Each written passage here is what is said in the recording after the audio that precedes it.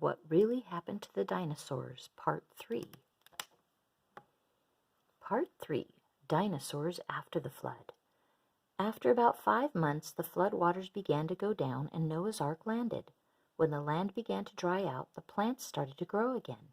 After 6 more months, Noah, his family, and the animals left the ark.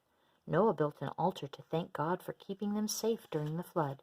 The dinosaurs and other animals that were on the ark left as soon as the flood was over. God told them to live in all parts of the earth.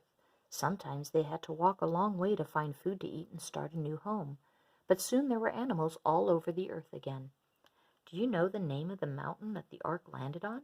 Mount Ararat. Don't you wish you could go to Mount Ararat and see if the ark is still there? Some people think it still is. I hope somebody finds it someday. What do you see in the sky above the mountain? A beautiful rainbow. God put a rainbow in the sky after the flood and promised that he would never again send another flood like Noah's flood. What happened to the dinosaurs?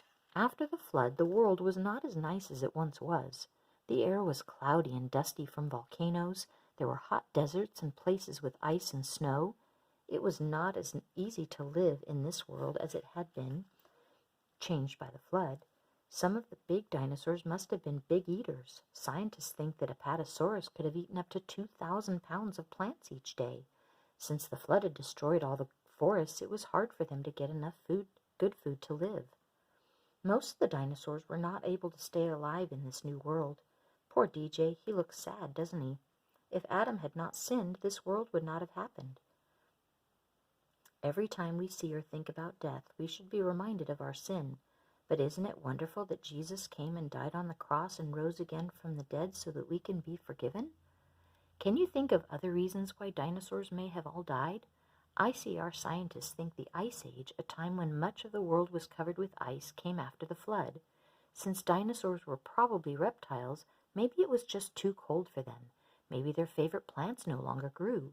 Perhaps packs of large animals killed the dinosaurs, or small ones ate their eggs. Maybe the air was different. We just don't know all the things that could have happened, but we do know that lots of the other animals, not just dinosaurs, have also all died since the flood. Can you name any of these other animals?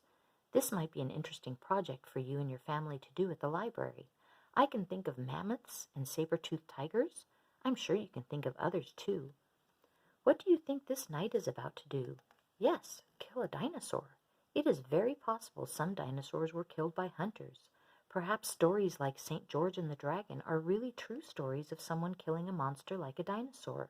For all these reasons, it seems that all or almost all of the dinosaurs are now dead. Will we ever see a live dinosaur? Well, maybe. There are some scientists who think there may be real live dinosaur living in the dark jungles of Africa. If we found one, I would love to bring it back and put on a show at ICR.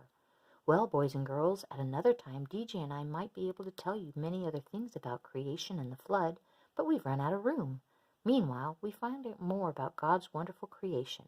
Why don't you and your parents read Genesis chapters 1 and 2, which tell about the creation, and chapters 7 through 9, which tell about the flood.